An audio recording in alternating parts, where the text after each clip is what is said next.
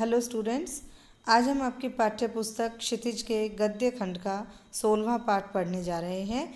इस पाठ का शीर्षक है नौबत खाने में इबादत। आज हम इसका पहला भाग पढ़ेंगे और इस पाठ के लेखक हैं यतीन्द्र मिश्र। यतीन्द्र मिश्र का जन्म उत्तर प्रदेश में 1977 में हुआ था। इन्होंने लखनऊ विश्वविद्यालय से अपनी शिक्षा पूर्ण की। 1999 में विमला देवी फाउंडेशन नाम की एक सांस्कृतिक न्यास की स्थापना इन्होंने की। थाती और सरित नामक पत्रिकाओं का संपादन किया। इन्हें भारत भूषण अग्रवाल कविता सम्मान, हेमंत स्मृति कविता पुरस्कार तथा ऋतुराज सम्मान से सम्मानित किया जा चुका है। इनकी मुख्य रचनाएं हैं यदा कदा, अयोध्या तथा अन्य कविताएं, ड्योढ़ी पर आलाप और गिरजा। इनकी भाषा वर्णनात्मक, भावात्मक होती है और प्रसंग के अनुकूल होती है। नौबत खाने में इबादत पाठ प्रसिद्ध शहनाई वादक स्वर्गीय उस्ताद बिस्मिल्लाह खां का रेखा चित्र है। इन्होंने उस्ताद बिस्मिल्लाह खां, जो कि हमारे देश के प्रसिद्ध शहनाई वादक रह चुके हैं, उनका रेखा चित्र इस पाठ में प्रस्तुत किया है। अब हम इस पाठ का थोड़ा सा परिचय पढ़ लेते हैं। नौबत खाने में इबादत रेखा चित्र प्रसिद्ध शहनाई वादक उस्ताद बिस्मिल्लाह खां पर रोचक शैली में लिखा गया एक व्यक्ति चित्र है। यतीन्द्र मिश्र ने बिस्मिल्लाह खां का परिचय तो दिया ही है, साथ ही उनकी रुचियां, उनके अंतर्मन की बुनावट, मतलब उनके अंतर्मन के भाव आदि, और उनकी संगीत साधना, लगन को संवेदनशील भाषा में अभिव्यक्त किया है। उन्होंने यह भी स्पष्ट किया है कि संगीत एक आराधना के समान है। इसका अपना एक विधि विधान है, अर्थात नियम है। संगीत का अपना एक शास्त्र है और इस शास्त्र से परिचय बहुत ही आवश्यक है। सिर्फ परिचय ही नहीं, उसका अभ्यास भी आवश्यक है। अभ्यास के लिए तो गुरु शिष्य परंपरा जरूरी है, पूर्ण तन्मयता मतलब लगन जरूरी है, धैर्य जरूरी है, मंथन जरूरी है। वह लगन धैर्य बिस्मिल्लाह खां में रहा है, तभी तो 80 वर्ष की उम्र में भी उनकी साधना चलती रही। यतीन्द्र मिश्र संगीत की शास्त्रीय परंपरा के गहरे जानकार हैं। इस पाठ में इसकी कई अनुगूंजें हैं जो पाठ को बार बार पढ़ने के लिए आमंत्रित करती हैं। भाषा सहज है, प्रवाहमयी है और संदर्भों और प्रसंगों से भरी हुई है। अब हम पाठ को आरंभ करते हैं। सन 1916 से 1922 के आसपास की काशी का समय हम पढ़ने जा रहे हैं। स्थान है पंचगंगा घाट पर स्थित बालाजी मंदिर की ड्योढ़ी। ड्योढ़ी मतलब दहलीज। ड्योढ़ी का नौबत खाना और नौबत खाने से निकलने वाली मंगल ध्वनि। लेखक कहते हैं कि 1916 से 1922 के आसपास की काशी है और यहाँ पर स्थान बताया गया है पंचगंगा घाट पर स्थित बालाजी मंदिर की दहलीज और दहलीज पर स्थित नौबत खाना। नौबत खाना का अर्थ होता है संगीत खाना, जहाँ पर संगीत के स्वर आदि गूंजते रहते हैं। और इस नौबत खाने से निकलने वाली मंगल ध्वनि, मांगलिक ध्वनि, ये सारा एक समय स्थान बताया गया है। अमीरुद्दीन अभी सिर्फ 6 साल का है और बड़ा भाई शमशुद्दीन 9 साल का। अमीरुद्दीन को पता भी नहीं है कि राग किस चिड़िया को कहते हैं, अर्थात राग किसे कहते हैं। और ये लोग हैं मामू जान वगैरह, जो बात बात पर भीम पलासी और मुल्तानी कहते रहते हैं। मामू जान मामा, और ये अमीरुद्दीन के मामा हैं जो बात बात पर कभी भीम पलासी राग की बात करते हैं, कभी मुल्तानी राग की बात करते हैं। क्या वाजिब मतलब हो सकता है इन शब्दों का? इस लिहाज से अभी उम्र नहीं है अमीरुद्दीन की।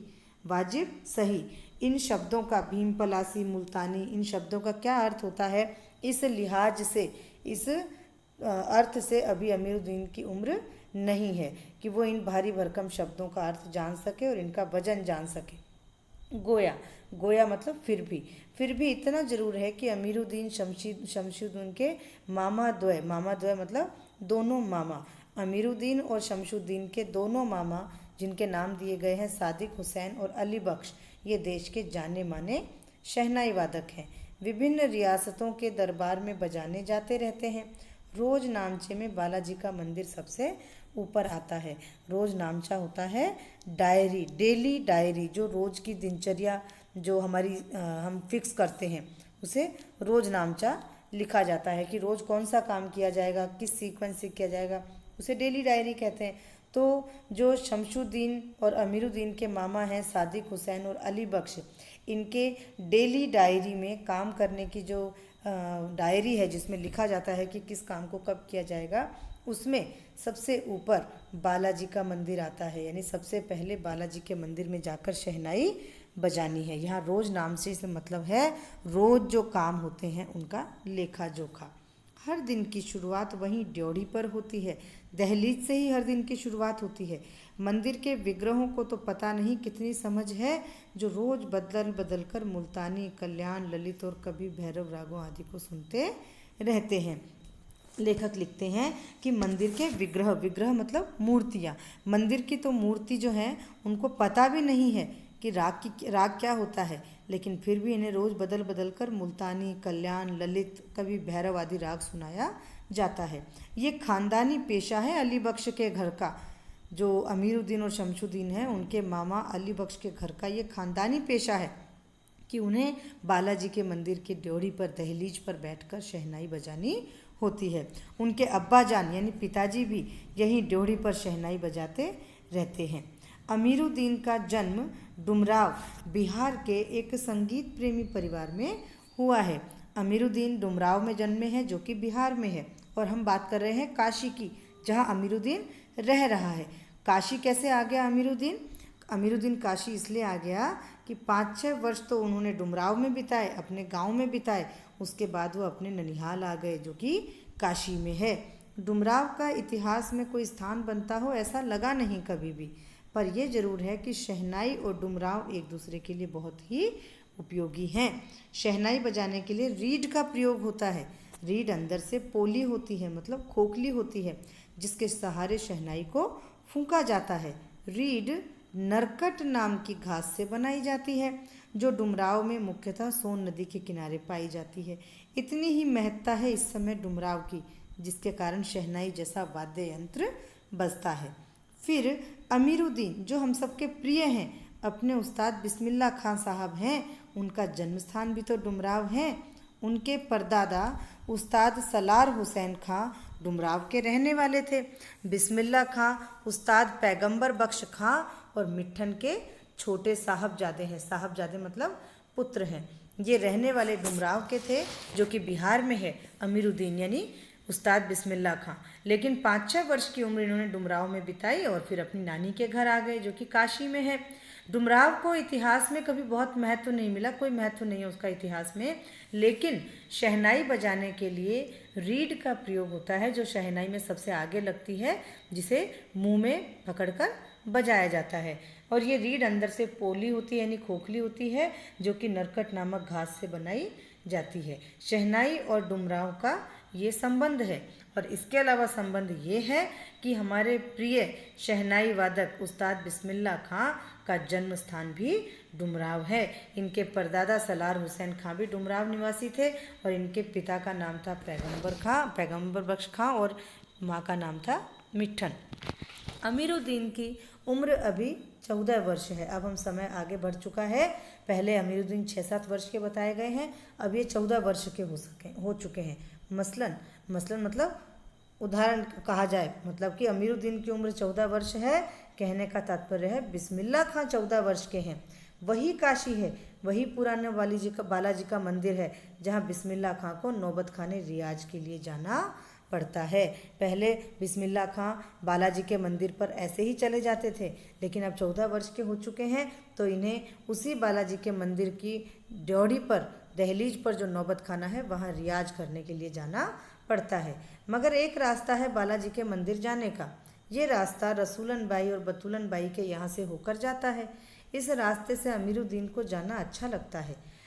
इस रास्ते न जाने कितनी तरह के बोल बनाव, कभी ठुमरी, कभी टप्पे, कभी दादरा के मार्फत ड्योढ़ी तक पहुँचते ही रहते हैं। ये कहते हैं कि एक रास्ता बालाजी के मंदिर तक जाने का जो है, उस पर 2 गायिका बहनों रसूलन बाई और बतूलन बाई के घर हैं। इस रास्ते से जब अमीरुद्दीन बालाजी के मंदिर जाते हैं तो उन्हें बहुत अच्छा लगता है, क्योंकि इस रास्ते से वो इन दोनों बहनों को गाते हुए सुनते हैं, और बालाजी के मंदिर की ड्योढ़ी पर पहुंचकर उसी गाने को, ठुमरी, टप्पे, जो भी कभी ये रसूलन बाई और बतूलन बाई गाती हैं, इन्हें ड्योढ़ी पर शहनाई के द्वारा बजाने का प्रयास करते हैं। तो बहुत सारे बोल बनाव, ठुमरी, टप्पे आदि इनके मार्फत बहुत सारे मार्फत मतलब द्वारा बहुत सारे राग ड्योढ़ी तक पहुंच जाते हैं। रसूलन और बतूलन जब गाती हैं तब अमीरुद्दीन को खुशी मिलती है। अपने ढेरों साक्षात्कार यानी इंटरव्यू में बिस्मिल्लाह खान ने स्वीकार किया है कि उन्हें अपने जीवन के आरंभिक दिनों में संगीत के प्रति आसक्ति यानी प्रेम, अपने जीवन में जब उन्होंने संगीत सीखना शुरू किया तो संगीत के प्रति प्रेम इन्हीं गायिका बहनों को सुनकर हुआ है। एक प्रकार से उनकी अबोध उम्र में अनुभव की स्लेट पर संगीत प्रेरणा की वर्णमाला रसूलन बाई और बतूलन बाई ने ही लिखी है। इनके जीवन में जो अनुभव की प्लेट है, अनुभव की जो स्लेट है उस पर सबसे पहले संगीत के वर्णमाला अक्षर रसूलन बाई और बतूलन बाई ने ही लिखे हैं। वैदिक इतिहास में शहनाई का कोई उल्लेख नहीं मिलता। हमारे खुद के वेदों में तो शहनाई नाम का कोई वाद्य यंत्र नहीं है। इसे संगीत शास्त्र के अंतर्गत सुशिर वाद्यों में गिना जाता है। सुशिर वाद्य जो फूंक से बजाए जाते हैं। अरब देश में फूंक के बजाए जाने वाले वाद्य जिसमें नाड़ी, नरकट या रीढ़ होती है उसे नय कहा जाता है।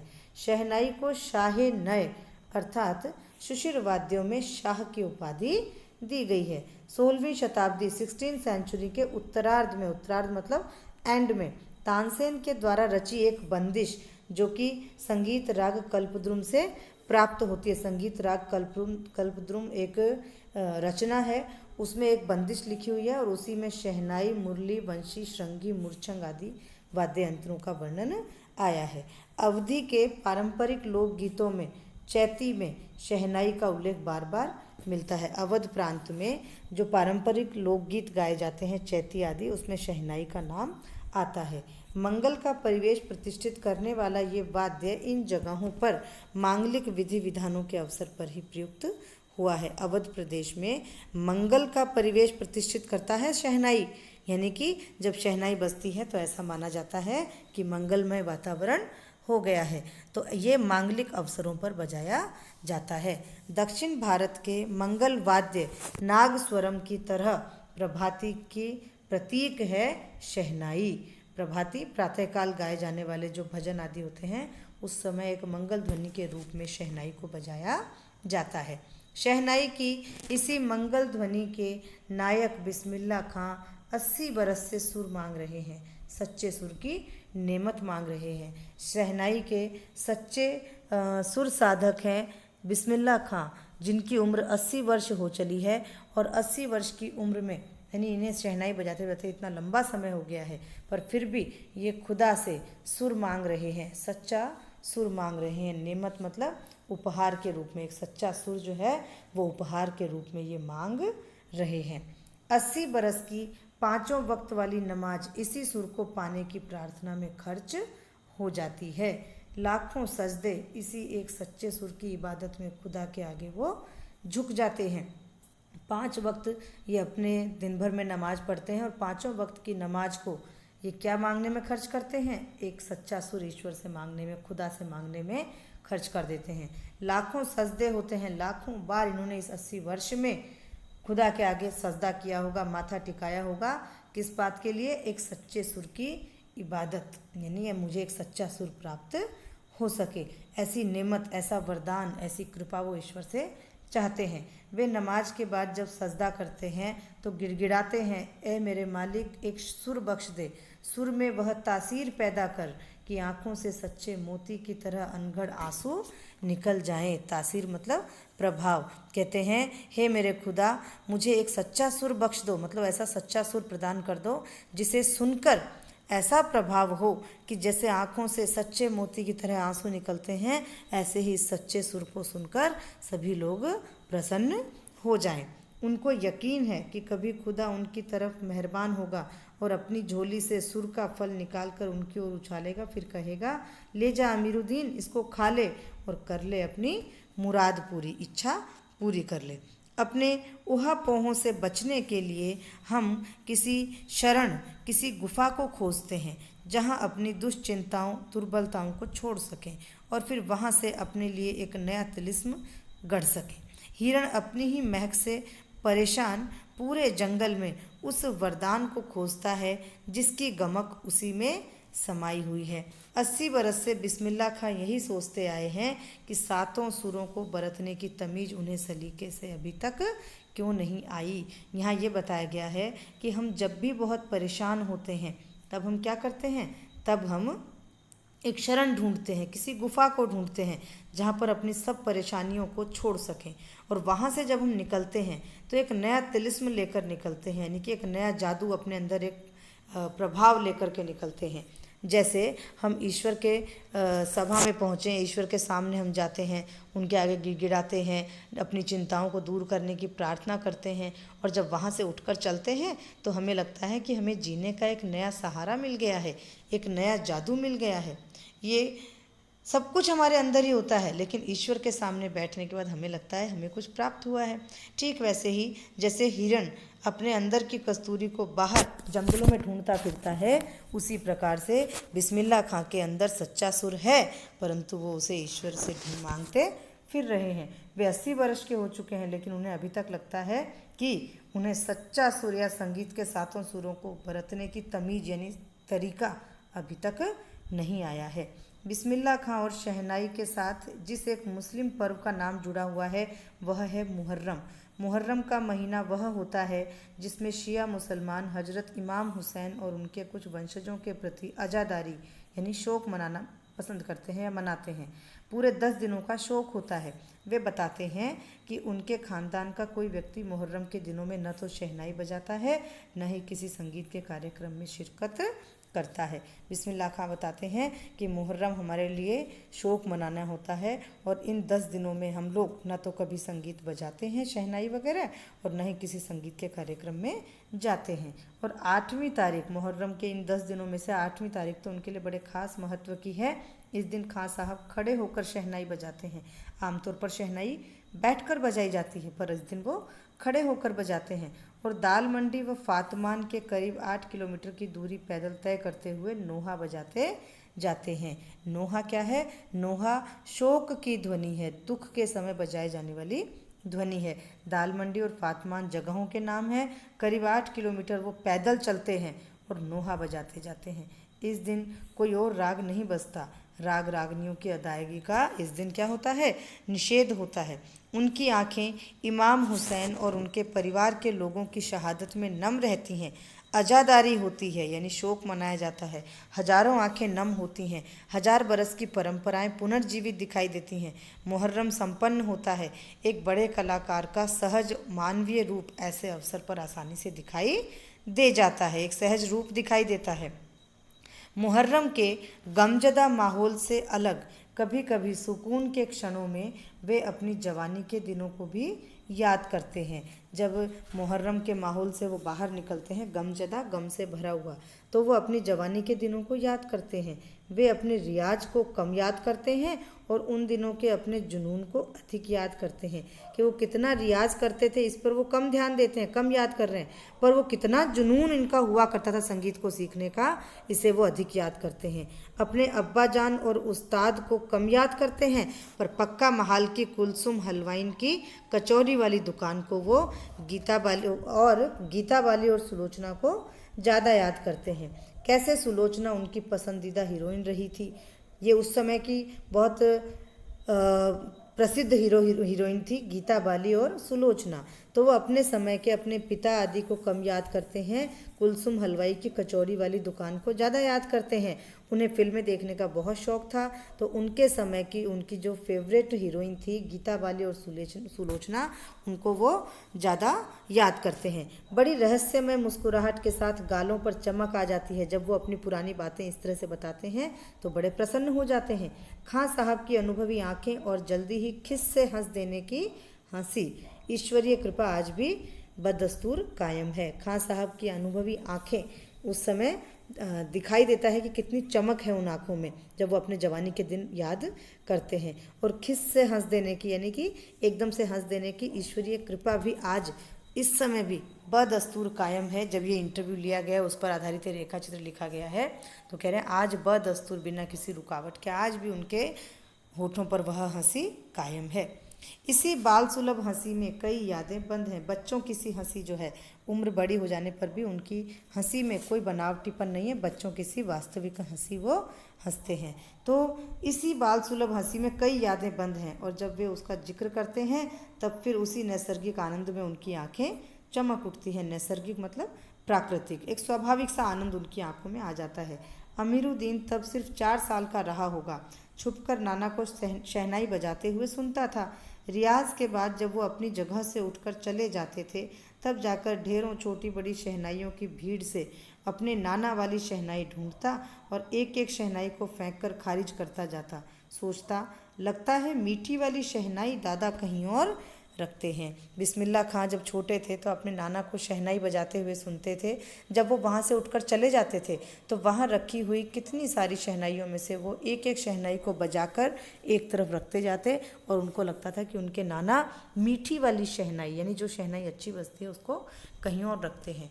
और जब मामू अली बख्श खां, जो कि उनके उस्ताद भी हैं, शहनाई बजाते हुए सम पर आ जाते थे, सम पर यानी बिल्कुल चरम सीमा पर आ जाते थे, बहुत अच्छे स्तर पर जब वो बजाते बजाते पहुंच जाते थे, यानी जहाँ पर एक सुर खत्म होता है, दूसरा सुर आरंभ होता है, वो सम का स्थान होता है, तब धड़ से एक पत्थर वो जमीन पर मारता था। सम पर आने की तमीज उन्हें बचपन में ही आ गई थी कि सम पर कब आता है। बच्चे को ये नहीं पता था कि दाद जो है, प्रशंसा जो है, वो वाह वाह करके दी जाती है, सिर हिलाकर दी जाती है, पत्थर पटक कर नहीं। और बचपन के समय फिल्मों के बुखार के बारे में तो पूछना ही क्या। उस समय 3rd क्लास के लिए 6 पैसे का टिकट मिलता था। अमीरुद्दीन 2 पैसे मामू से, 2 मौसी से और 2 पैसे नानी से लेता था, और फिर घंटों लाइन में लगकर टिकट हासिल करता था। इधर सुलोचना की नई फिल्म सिनेमा हॉल में आई, और उधर अमीरुद्दीन अपनी कमाई लेकर चला फिल्म देखने, जो बालाजी मंदिर पर रोज शहनाई बजाने से उसे मिलती थी। एक अठन्नी मेहनताना, एक अठन्नी उनको मिलती थी, वो बालाजी के मंदिर पर जब शहनाई बजाते थे। बालक थे उस समय, और उस समय लोग प्रसन्न होकर उनको वो मेहनताना दे दिया करते थे, और अपने वो इन पैसों को लेकर फिल्म देखने के लिए जाते थे। उस पर शौक ही इतना ज़बरदस्त था कि सुलोचना की न तो कोई नई फिल्म छूटनी चाहिए और न ही कुलसुम हलवाइन की देसी घी की दुकान छूटनी चाहिए। वहाँ की संगीतमय कचौड़ी नहीं छूटनी चाहिए। संगीत में कचौड़ी इस तरह से, क्योंकि कुलसुम हलवाइन जब कलकलाते घी में, गर्मा गर्म घी में कचौड़ी डालती थी, तो उस समय छन्न से उठने वाली आवाज़ में उन्हें सारे अवरोह और आरोह, सारे संगीत के उतार चढ़ाव दिख जाते थे। राम जाने कितनों ने ऐसी कचौरी खाई होगी, मगर इतना तो तय है कि अपने खां साहब रियाजी और स्वादी दोनों रहे हैं, यानी कि वो रियाज भी बहुत करते हैं और स्वाद भी बहुत पसंद करते हैं। और इस बात में कोई शक नहीं कि इस उम्र तक आते आते अपने दादा वाली, यानी कि नाना की मीठी शहनाई उनके हाथ लग चुकी है, यानी कि वो बहुत मधुर बजाने लग गए हैं। अब हम प्रश्न उत्तर की बात करते हैं। पहला प्रश्न है, शहनाई की दुनिया में डुमराव को क्यों याद किया जाता है? शहनाई की दुनिया में डुमराव को इसलिए याद किया जाता है क्योंकि डुमराव में नरकट नाम की एक घास है, जो कि सोन नदी के किनारे मिलती है, और इस नरकट नामक घास से शहनाई को बजाने वाली रीड बनती है। इसीलिए शहनाई की दुनिया में डुमराव को याद किया जाता है। उसके बाद बिस्मिल्लाह खां को शहनाई की मंगल ध्वनि का नायक क्यों कहा जाता है? शहनाई हमेशा मांगलिक अवसरों पर बजाया जाता है। बिस्मिल्लाह खां हमारे देश के महान, सबसे महान शहनाई वादक रहे हैं। उनका इस देश में अब तक कोई उनके जोड़ का या उनके बराबर का शहनाई वादक नहीं हुआ है। तो मंगल ध्वनि पर, मंगल अवसरों पर जो मंगल ध्वनि बजाई जाती है वो शहनाई के माध्यम से बजती है, और वो इस मंगल ध्वनि की शहनाई के नायक कहे जाने लगे हैं। सुशिर वाद्यों से क्या अभिप्राय है? शहनाई को सुशिर वाद्यों में शाह की उपाधि क्यों दी गई होगी? देखिए, सुशिर वाद्य का अर्थ होता है जो फूंक से बजाए जाते हैं। शहनाई अरब देशों की देन मानी जाती है, वो भारत में नहीं होती थी, और वहाँ पर जितने भी फूंक कर बजाए जाने वाले वाद्य यंत्र जो होते थे, जो नाड़ी या रीड से बजते थे, उन्हें नय कहते हैं। सबसे ज़्यादा मधुर ध्वनि शहनाई की होती थी, तो सभी नय में शहनाई ही सबसे मधुर होती, तो उसे कहा गया शाहे नय, और वही आगे चलकर क्या बन गया? शहनाई बन गया। तो उन्हें शाहे नय यानी सुशिर वाद्यों में शाह की उपाधि शहनाई को दी गई। आशय स्पष्ट कीजिए। आशय स्पर्श दीजिए हम अभी नहीं करेंगे, वो हम अगले वीडियो में करेंगे। और उसके अलावा अब हम करते हैं अगले सवाल को लेकर के बैठते हैं। बिस्मिल्लाह खां से मुहर्रम का जुड़ाव आपको बताना है। बिस्मिल्लाह खां का मुहर्रम से क्या जुड़ाव था? देखिए, बिस्मिल्लाह खां का मुहर्रम से बहुत गहरा जुड़ाव था। वो एक सच्चे मुसलमान थे। मुहर्रम के दिनों में 10 दिन का शौक होता था और इन 10 दिनों में वे शहनाई नहीं बजाया करते थे, परंतु मुहर्रम के 8वें दिन 8वीं तारीख को वो नोहा बजाते हुए 8 किलोमीटर के करीब दाल मंडी में फातमान के वहाँ पहुँचते थे और इस समय वो पैदल चलते हुए नोहा बजाते थे। तो ये उनका मुहर्रम से जुड़ाव है। Thank you.